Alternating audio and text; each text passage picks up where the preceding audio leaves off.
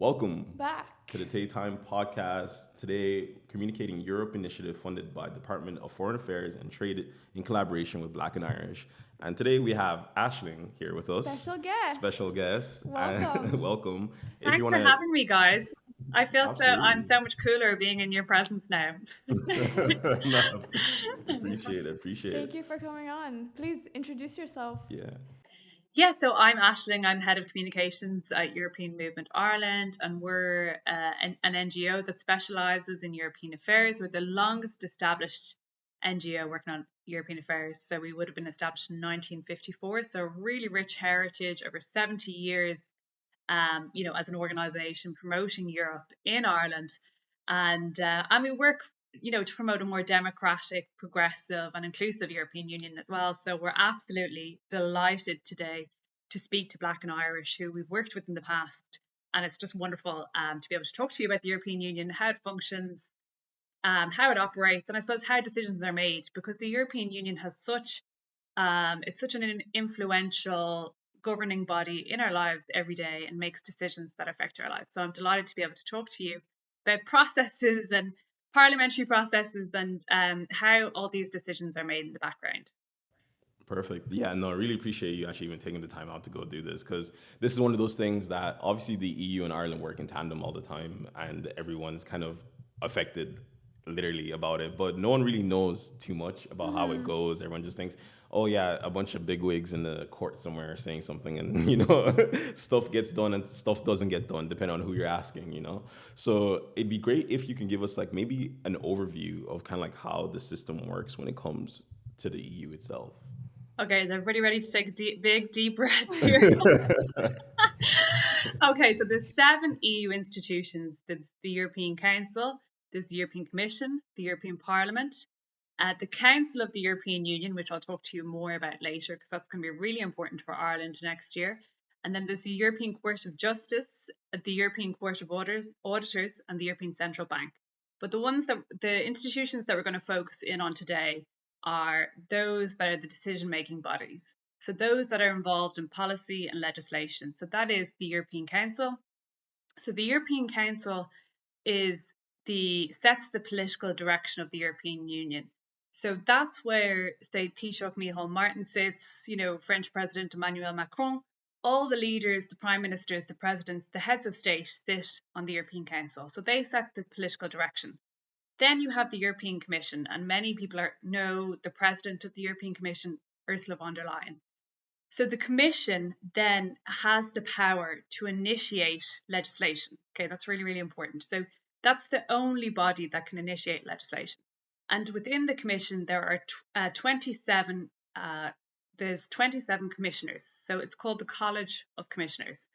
So each member state, and this was a reform of the Lisbon Treaty. So the European Union is governed by many treaties, and the European Commission is I suppose it ensures that European law is upheld and that it initiates infringement procedures as well. So it's a very, very important governing body of the European Union. And there, as I mentioned, there's the College of Commissioners with 27 commissioners. So their portfolios span from enlargement. The commissioner appointed from Ireland is the Commissioner for Democracy, Justice, the Rule of Law, and Consumer Protections. That's Michael McGrath. So he, has his portfolio. There's other commissioners from other member states who have their portfolios, and they basically, put forward proposals for laws. They uphold EU law, initiate infringements if there's breaches of law. So it's a very, very powerful institution within the institutions in the European Union. And as I said, there's 27 portfolios. You have the commissioner for net zero. You have the commissioner for so that's around climate. You've got a commissioner who focuses on competitiveness and the green transition. You've got a commissioner who focuses on tech and tech sovereignty. So their portfolios are quite vast and cover a range of portfolios. There's even a commissioner that looks at animal welfare. So there's a really vast array of portfolios, and one member state basically one commissioner appointed by a member state. So that's, I suppose, kind of seen as the fairness of the division of the portfolios. There are big, hefty portfolios around trade, around security. They're kind of seen as some of the golden goose, some of the most sought after portfolios. Previously, we had a commissioner, Phil Hogan, who had that portfolio for trade. So that's really, really important. So many people will know Marof Sefcovic. So he is the commissioner for trade at the moment. So that's the European Commission. So again, a very powerful institution, and that initiates laws that go to Parliament. So then we come to the Parliament. The Parliament is the most democratic institution of all the institutions. There are 720 MEPs, and basically they are directly elected to the European Parliament every 5 years. So if you're living in any member state, if you're an EU citizen, you go to the polls every 5 years and you elect your MEPs. So in Ireland, we have 14 MEPs. And basically, the number of MEPs is based on the population. So, for example, if you look at a big member state like Germany, you're talking about over 90 MEPs. Whoa. But Ireland would have 14 because we have a population of over 5 million. So that's proportionate to the European Parliament. So the European Parliament is, as I was mentioning, is the most democratic institution.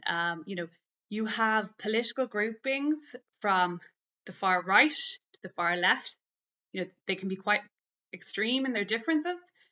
So one of the main political groupings is the European People's Party. That's a centre-right Christian democratic political grouping. You had the likes of the SND, that's the second largest group. So the Progressive Socialists and Democrats. And that's the second largest group, PES as it's known. And they are centre left, kind of socialist, really about, promoting the rights of individuals, so they're a centre left political grouping, and they're the second largest grouping in the European Parliament. Then we have the Greens, and the Greens, promote climate policies, social justice, economic inclusion, all of that. So the Greens are actually quite weak now in the European Parliament. And then at the moment we have a range of, we also have Renew. So Renew is kind of a more liberal, centrist political grouping as well. So they're kind of the bigger political groupings. Now the Greens are quite small now at the moment. But we also have the left, and they're made up of kind of left-leaning, left-wing parties, who believe in socialism, who are, so that's that party. And there's various political parties in the Irish Parliament who are who have MEPs in the left. Sinn Féin would be one example. Then we also have, now at the moment, and this is reflective of the makeup of the European Parliament, there are more far right or very, right-leaning political groupings. So you have the likes of the ECR. So they would be Eurosceptic, but right-leaning. You have the likes of Identity and Democracy. And then there's another political grouping, the European ESN, the European Sovereign Nationalists. And also there are other, political groupings of that nature. And that's what we're kind of seeing in the European Parliament at the moment. But then you also have the non-inscribed. So they're the independent, they're non-aligned. So they're not aligned to any political grouping. They're quite small. There's only probably about 30 of them. So the European Parliament is very vast. When you stand there, there are 720 MEPs. So you can imagine the scale that they are operating on. But as an institution, the European Parliament is probably one of the most interesting because you really get an insight into all the debates that are happening. There is a really broad representation in terms of people's perspectives and views, but probably what the European Parliament lacks is a real sense of diversity. Because getting the barriers to getting elected at a national level are huge. It's a difficult process to run for election. It's not an easy thing to run for election, despite the supports that are there. But at a European level, it can be incredibly difficult. You have to be a national profile really to cut through. So maybe if you have a background, you're a sports star, maybe you are, you've been on television and you have a profile. Those people, if they don't have a political background, they actually tend to be more successful in an Irish context running for election. That doesn't mean you're going to get elected, but being recognized, having, a household name does help, or being well known in some industry or some area does really, really help. And we've seen So that in it's the kind of last like a election. big popularity contest then kind of thing. Yeah, well, I mean, you'll always have politicos, people who, go through political parties, political groupings, they build up their experience and they go forward for election, and, they become known through their political party. But we are seeing with the European elections, people who have high profiles in various sectors and industries put themselves forward and actually get successfully elected. But again, name recognition is very important on the ballot, because most people are not obsessed with politics. Most people are living their lives and their daily challenges and just trying to get by or make the best decisions in their lives. But name recognition does help, and if you're seen as having achieved something for that sector, that community, that really, really does help. But another really important aspect to the European Parliament is the committee system. So, as I mentioned, the European Commission will put forward laws. Then it's up to the European Parliament to scrutinise these and to add amendments. So the Parliament itself is more where you go to make a statement about an issue, about, you feel very passionately about, say, minority rights. You need to stand up in Parliament, articulate yourself, and make sure that that gets out in social, or, across to your communities or the sectors that you're seeking to serve. But in the committee system, that's kind of where more the detailed work actually happens, where they scrutinise legislation, where they make amendments, and where I suppose more of the debate will happen in Parliament, or sorry, at committee level around legislation. So don't get me wrong, debate does happen in the European Parliament, but the system, because it's so big in terms of 720 MEPs, it's more an opportunity really to stand up and make your point. But in the committee system, you will scrutinise, you will debate, you will, express your different perspectives and your concerns about the legislation and make amendments as you see fit. If you're interested in the committee system or, specific areas, say like women and gender equality, around human rights, maybe you're interested in trade, maybe you're interested in development, you can always write to your MEPs who sit on those committees, and, you can always email them, set out your concerns about different issues been made at an EU level, because I think that that's really important. A lot of people go to maybe their national politicians, but a lot of decisions are made at EU level. So it's another avenue for you to go, particularly if you're concerned around issues, that are decided on the EU level, like for example, foreign policy, issues around trade. They're big, big ticket items that are all decided at EU level. So in the committee system, it's really important that if you're concerned about issues, that you're tuning into those debates, because that's where you're going to get more of the nuances, more of the consent, more of the action in terms of what they're working towards in terms of, debate. Yeah. And the committee chairs, I cannot underestimate the power that they have. And remember, they are coming together to look at legislation for nearly 450 million people. It's such a huge, supranational organization with a huge level of responsibility. And, transposing laws across member states is quite a cumbersome and complex, um, way to go about things, because, every member state has its own cultures, its own traditions, its own views. So, so the committee system, you'll really learn a lot and you'll get more of the nuances within debates. And the chairs are really powerful. I cannot underestimate that enough. They almost are the equivalent of national, more powerful than a national minister, but that kind of level of power. And one committee chair that is an Irish MEP is Barry Andrews, and he's chair of the Development Committee. And that's really, really important that we see, Irish MEPs do well in Europe and get to positions of power. That's really, really important. So that's the committee system, the Parliament. But another important institution is the Council of the European Union. Now, next year, I'm delighted to tell you all that Ireland will host the presidency of the Council of the European Union next year. So this institution is going to come to Ireland. So it's a That's great. 6-month rotation. So, for example, at the moment it's with Denmark, then it will move to Cyprus, and in July 2026, it's going to come to Ireland. So Dublin will really be the focus of a lot of the meetings, but it will expand out across Ireland. So, to explain to you, the Council of the European Union is really, really important in the legislative process. So they are co-legislators with the European Parliament. So the Council of the European Union represents national governments. So say, for example, if they're drafting up a bill around, a justice and home affairs issues, the Minister for Justice from Ireland, along with the 27, the other 27 ministers for justice across the 27 member states, will all meet and, scrutinise the legislation from the European Parliament and take national interests, into, like, they will take account of their national interests.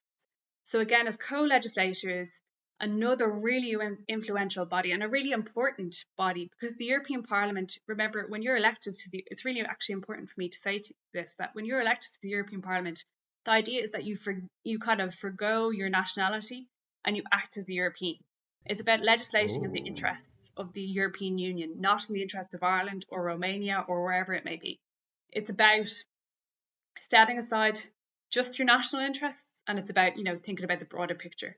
But the ministers from the Council of the European Union, they are there acting on behalf of their national governments. So if they have concerns, they can bring them to the fore. So the Council of the European Union and the European Parliament, they are co-legislators, and they work together to basically come together and pass laws. So they're really, really important bodies in terms of forming legislation. So by the time it goes to national parliaments, so by the time legislation goes to the Oireachtas, it shouldn't be a big shock to the minister who is responsible for that area once that legislation, once that legislation is passed by the European Parliament and by the Council. So the Council of the European Union, once it goes to national level, there should be no surprises from that minister. That minister should be across that brief and recognise that this legislation is coming, and would be informing officials in Ireland that this legislation is coming and that they're going to have to transpose it into national law, which I will come to in a minute. But just on the Council of the European Union, it's coming to Ireland next year, as I mentioned. They typically have 6 to 7 policy priorities. We know it's likely that they're going to have defence, competitiveness, housing is obviously in Ireland, housing is such a serious issue. So I would imagine that housing will be on it, but there will be other policy priorities. And basically, they're the policy priorities that the government, along with the council, will highlight. And during that time, the Taoiseach will chair all of those meetings and will be really influential in terms of signing off legislation during that time. So the council, ministers from all over Europe, from all over the European Union, from other member states, will be coming to Ireland, to debate, to discuss, and to discuss and to pass laws. And I suppose it's really important that coming out of the presidency that we host, that there are achievements. So the last time we had the presidency was in 2013. So this is a big deal for Ireland. We're waiting 13 years for this. So we're going to be A in very long time. the limelight in Europe, but not only in Europe, on a global stage as well, because more people will focus in on Ireland. So it's a big opportunity for Ireland. So if you're interested in European affairs, I'd really encourage you to register for events, to get involved, because that time there'll be a huge focus and there'll be a huge opportunity to kind of learn more about policy debates, and you'll see a lot more reporting of the European Union during that time. So that is the Council of the European Union. So once they pass laws, then at a European level, the laws have been decided. Now I'm giving you a very quick crash course. These Absolutely. processes take time. But once the laws are passed, it's signed by the President of the European Parliament and by the President of the European Council. So remember, the President of the Council of the EU. So remember, that's a rotating presidency. So whoever is president at that time will sign it, along with the President of the European Parliament, who is Roberta Metsola. So now the law is passed, and all member states, so 27, so from Ireland to Romania to France, Germany, have to transpose these laws into national law. And it's really important that people understand this is the influence of the European Union. European law supersedes national law. So if the European Union decides a law, that is the law. And basically what happens in the Oireachtas then, so the law will come in, the departments will scrutinise it, all the relevant departments, and then they'll begin to prepare legislation for it to be adapted into Irish law. So for this work is really meticulous, because remember, with translation, you have to make sure that whatever you're adopting from a European level is watertight, and fits into Irish legislation. So once that process is through, the legislation will go through the Oireachtas, through the various committees, through the committee stages, through the Seanad, to the Dáil.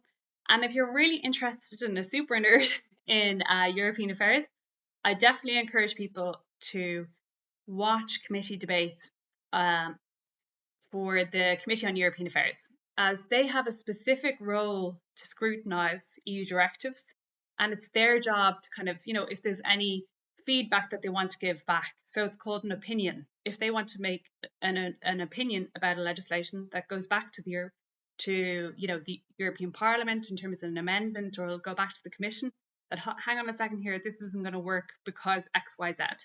So there is that window. But once that directive or that legislation passes through Parliament or is adopted into national law, the process is complete.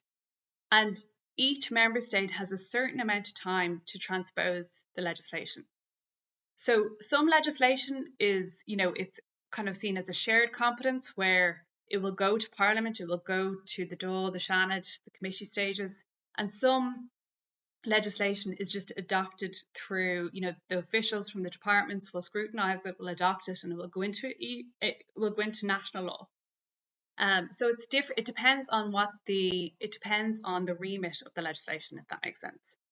But the European Union has total competence when it comes to, say, the customs union.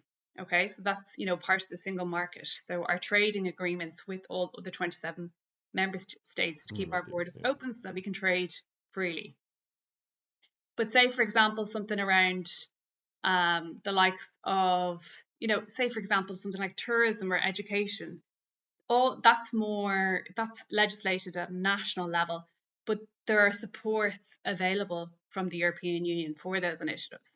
So it depends on what the legislation is, how involved the European Union is. There are certain things that are done on a national level, but there's a lot of things that are done at European level.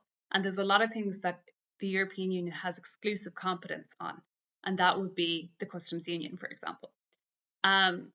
So once that legislative process is complete, the idea is that the legislation is passed and that it's enacted, in Ireland. So it really depends on the legislation, how it's treated once it goes to the House of the Oireachtas. But remember, as I mentioned, there's always a period of time where this legislation must be transposed by, and if it's not, there's fines. And that comes back to the European Commission. When they propose the law, if any of those laws, and as the guardian of the constitutions and the guardian of, EU law, they can initiate infringements if the law is not upheld or if it's breached. So it's really important. I suppose that's the accountability mechanisms to ensure that member states do, pass the laws and ensure that the laws are adapted. So that brings us to the other institutions that I mentioned earlier at the start. So after my big, long, deep breath in terms of the parliamentary process, so do you have any questions, or have I explained everything, or is there anything else you want You to know, ask? you're doing great. Like, I feel like you're explaining this exactly, because a lot of these things, like, none of us know. Like, Yeah. we don't have context on these things. We just know, like, people are making up rules, and it's really good to get an insight of, like, why these rules are taking such a long time to get through, right? Yeah, Because it has to and go through that's so many. yeah, and that's a really good point. That is probably one of the big criticisms of the European Union, is that it's bureaucratic, it's slow. But you have to remember that these processes are set out in place really to ensure that no other, that basically it's a fair process, and the institutions are set up independently to ensure that, I suppose, that it's transparent and that it's accountable. That's the idea of the fact that you have four institutions operating in creating policy, which is quite Yeah. significant. Whereas when you look at, say, the House of the Oireachtas, you have the Dáil, the Seanad, and the committee systems, but they all work independently, I suppose, to ensure transparency and to ensure that, I suppose, the institutions are watertight and that they're all acting, I suppose, in a fair and transparent manner. but things are going to take time. And remember, you've got 27 completely different perspectives. Obviously, some member states align on certain issues, and that's, I think, really important. That if from a national, say from the Council of the European Union, you'll often see some member states kind of coming together on different issues, and the same at the European Council level. So this is where the heads of state meet. But in the European Parliament, it's about acting, and in the European Commission, it's about acting, on behalf of Europeans, regardless of whether you're Irish, whether you're French, whether you're German. That's the whole idea. So to come to the other institutions, as I mentioned, the European Court of Auditors. So that's a really important institution in terms of auditing EU spending. Has a hugely influential role, and it's a very important body in terms of ensuring that the taxpayer is getting the best value for money. You also have the European Court of Justice. So that's obviously the European Court of Justice. If a member state is in trouble with them, they're in big trouble. And they have the role in terms of if there are any infringements from the European Commission, that's where the European Court of Justice then will take over, if there is a legal process. And there's also the European Central Bank. So very important in monetary affairs and economic affairs in Europe. So that is the whole architecture of the institutions of the European Union. And each institution functions independently, and if you are interested in European affairs and you want to go and work in one of those institutions, it's a very competitive process. You have to be multilingual, so I'm not talking about being a politician here. I'm talking about going and working as an official. With EU careers, there are wonderful opportunities, fabulous opportunities, open to all Irish citizens. And I really want to emphasize that, particularly for listeners at home, because at an EU level, there probably is not the diversity that we need to see that's coming through, in the Parliament and in the Parliament in itself, in terms of the elected members of Parliament, so the politicians, but also in officials. And I really want to encourage people, because many people, from minority backgrounds do speak a variety of languages. So there are 24 official EU languages. So if you speak French, German, maybe you speak Romanian, maybe you speak Polish, you have that opportunity, along with English and maybe Irish as well. Irish is an official language. I'm a Gaeilgeoir myself, very passionate about that. But, having languages is a real asset, because you need them going forward for a job, at EU level. So if you've two, that's great. Three, you're in a great, you've got a great chance. But it's very competitive. The jobs are great. Particularly if you get a permanent role, the benefits are really, really good.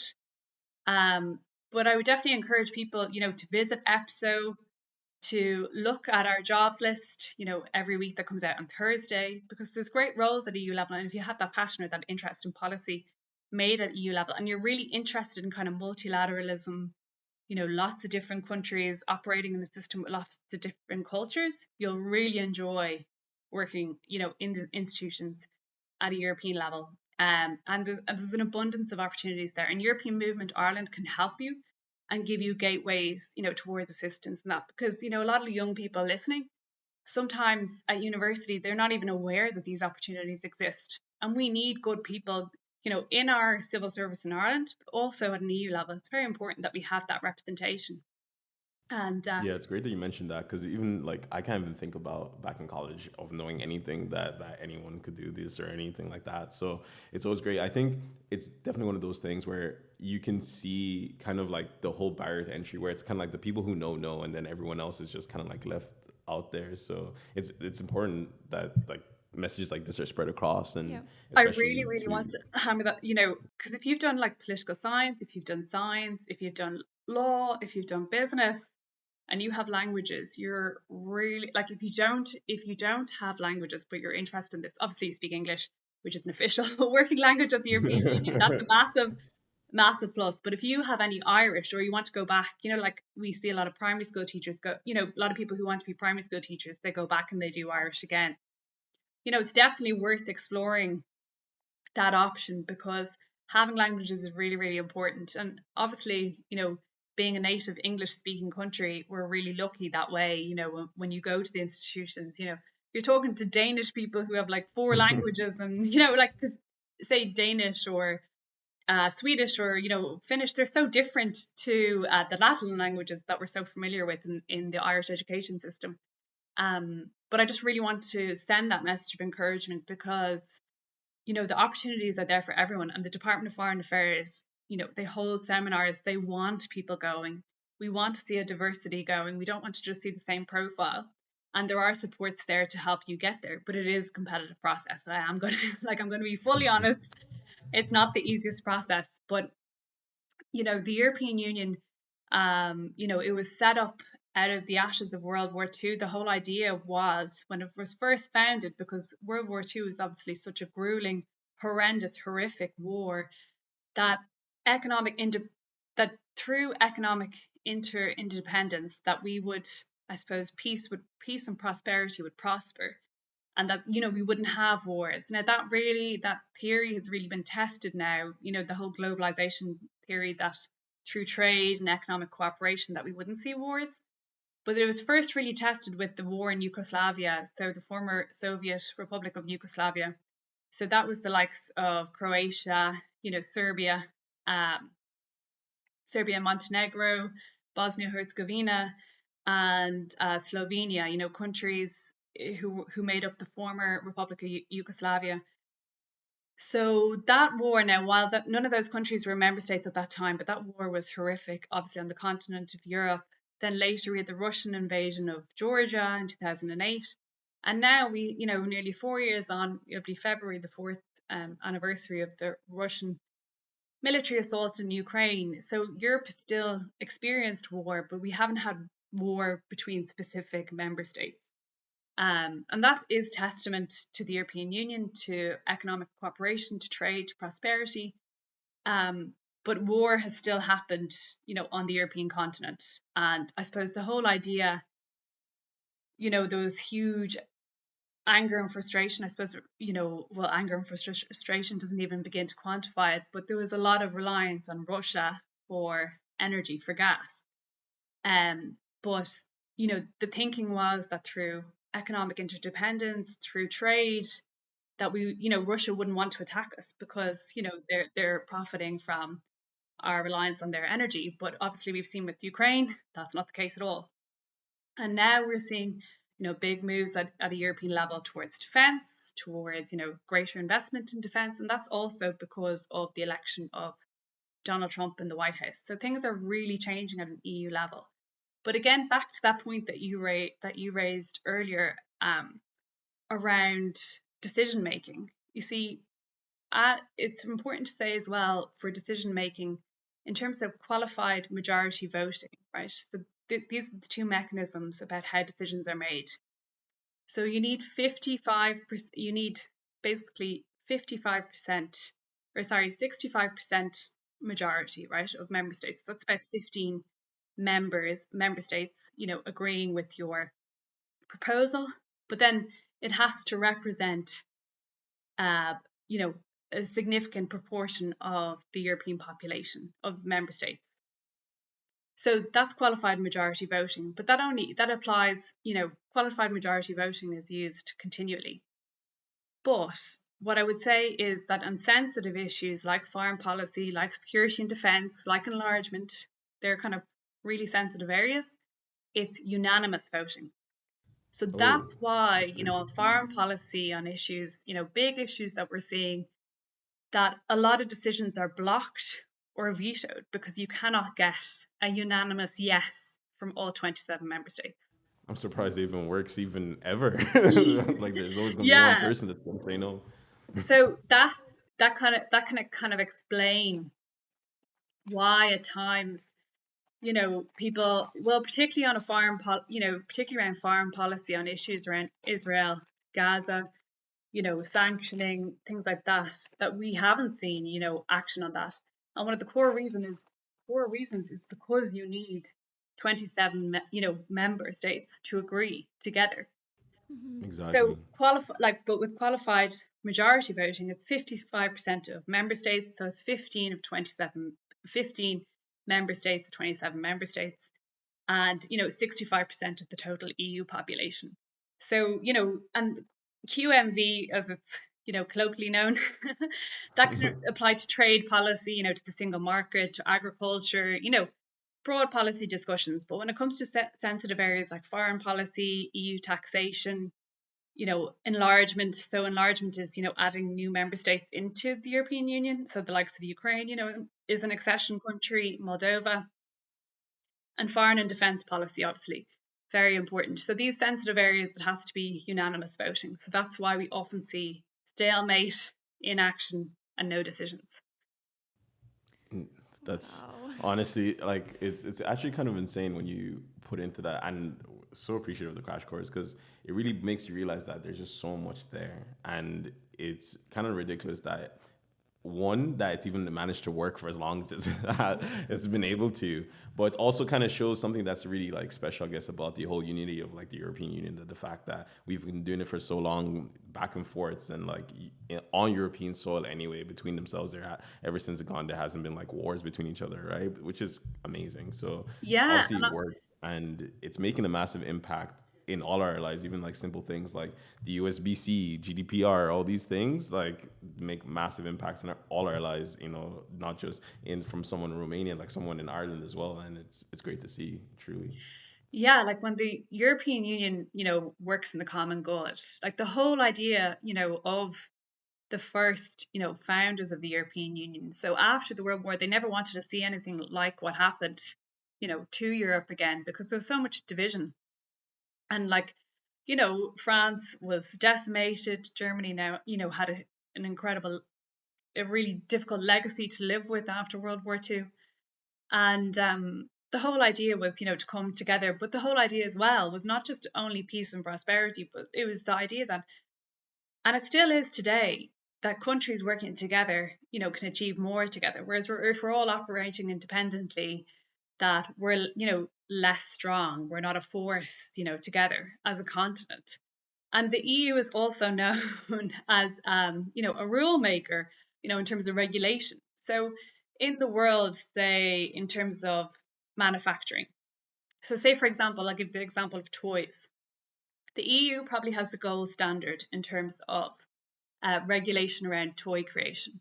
So say you're, a big manufacturer, you're a global manufacturer in toys and you want to make toys.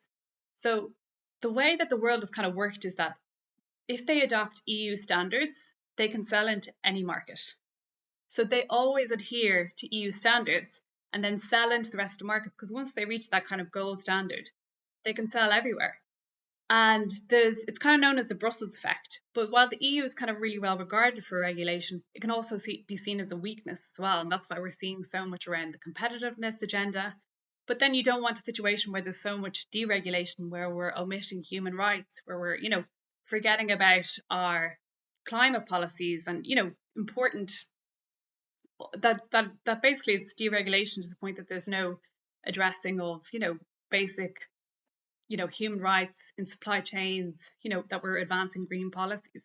So it's always a balancing effort, but politically things are, they really have tilted to the right, in the European Parliament, and that's a big theme at the moment. But I think if you want to learn more, one thing that I do think that the European Union does really well is it provides a lot of information. So if you want to learn about a policy file, trade would be a specific area that I'd be really interested in, I'd really follow.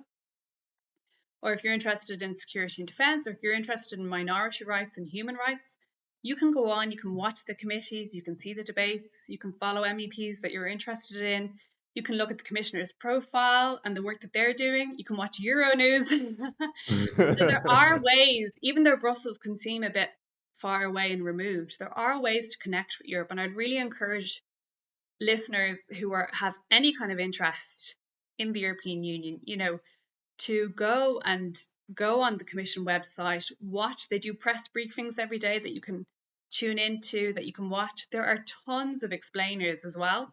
And I think that the European Commission and the European Parliament, for all their failings, they do put a lot of, not saying they're perfect, but they do a lot of good. But, for all those shortfalls, there is a lot of information there that you can really That's learn right. Yeah. about the European Union. And I think as well as that, in terms of the euro, advances in the euro, the ECB, they put out a lot of information as well. Christine Lagarde would be quite active on social media. There are 19 countries as well in the European Union that have adopted the euro, which includes Ireland. So there's a wealth of information out there. But I think that what you're doing here with the podcast today is really an excellent idea, because while you might be following the policy debates, understanding how decisions are made is crucial to really understanding why sometimes things take so long, and why sometimes we don't necessarily get the decision that you'd expect to get so quickly. Mm-hmm. Absolutely. Yeah, no, honestly, really appreciate the crash Thank you so course. Thank much. you so much. And it means a lot. And hopefully everyone at home is like got a lot out of it as well, because it's massive. It's gonna be one of those things where it's like I think it's like just that domino effect. Someone's gonna be like, oh, I'm gonna go check that out, and next thing you know, like someone else is like, Yeah. oh yeah, Ashling told me this, and now I'm like here as an MEP. So Well, I was down. I was down. Well, I hope, God, if anybody is going to go run for election after this, more power to them, whether it's at a national or at new level. But one thing I would always say, and that's a good thing about the Irish political system and Irish MEPs, is I do find politicians, for the most part, are quite approachable. So if you are someone who's an activist or someone who's active in your community, don't be afraid to reach out to them. Politicians are humans as well, but they need to be inspired. They need to meet people who have a vision, who have a cause, who are trying to make their societies, their communities better. Like that's, politicians love that kind of engagement. So if you do yeah, have, if you do have proposals, ideas, get in touch, tell them about your campaign. Obviously, you have to go with some sort of meat on the bones. You know what I mean? Like, you have to have some sort of, exactly. clear kind of momentum behind you. But if you do have something real that you're passionate about, I'm sure you'll get a response from them, because many of them they need to be able to. Remember, politicians have to speak in Parliament on a regular basis, and if they want to be good speakers, they need issues. They need to be able to, and they need to feel that they're doing something, that they're addressing issues. So if you are working on something in your area that you feel that an MEP can raise, I would definitely encourage people, to contact them, because they're people as well, and they like that engagement. Maybe if they're not politically aligned with you have to find someone who's politically aligned with you. Yeah. But Exactly. you know what I mean? Like, I think a lot of them, they really, I think in Ireland we're quite fortunate that we do have that access to our politicians, and God forbid, in the world that we're living in, I hope that that never changes. That they never become Absolutely. kind of these you know uh, adverse people that we barely engage with.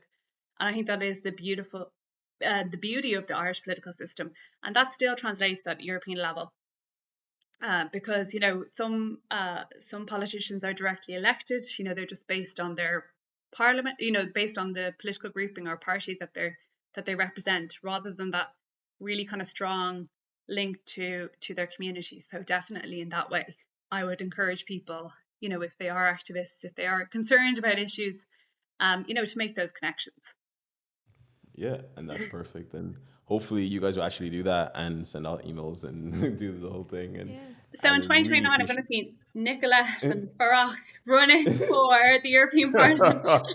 Yeah, I don't know about that, but maybe someone else can, and they can tag us in there afterwards. So 2029, your campaign starts here now. Yeah. Well, one of you will probably absolutely. have to decide to go, because you have a platform. So look. Yeah, no. Thank you So, so but much. thanks so much, and looking forward to July 2026 when Ireland now has the spotlight, and we'll see Yes, how it goes from definitely. there. And if people want to engage, keep an eye on your. I'd really encourage everyone to follow your. I always say it didn't happen if it's not on social. So follow European Movement Ireland's LinkedIn or Instagram, our X account, or Blue Sky, and you will get so much information about the upcoming presidency. We're going to be involved in a lot, and yeah, if you have any questions, you can always reach out to me as well. I'm active on LinkedIn and Instagram, so delighted to answer people's questions, and I hope today helped. Absolutely. Perfect. Thank Thank you you so so much. much. Cheers. Thank Really you. appreciate it. Thanks, everyone. Thank you. Bye.